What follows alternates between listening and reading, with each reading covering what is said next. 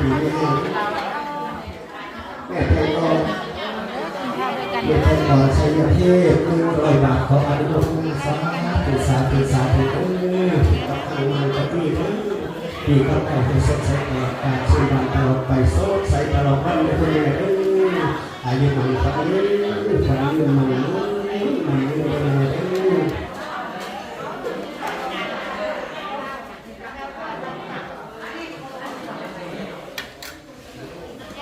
ยังมีเรื่อยๆนะครับเนาะการพัฒนา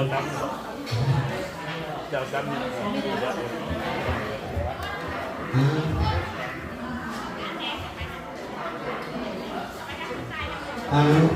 แต่ขอให้คุณพ่อคุณแม่ที่มาทำบุญข้างๆนี้นะครับให้ประสบสุขความเจริญหน้าที่ของกระผมนะครับสำหรับน้องสำหรับพ่อน้องที่สวนลูกหลานเนี่ยขอท่านนะครับทางที่ผ่านการไร้10 นิ้วของกระผมขอกราบขออภัย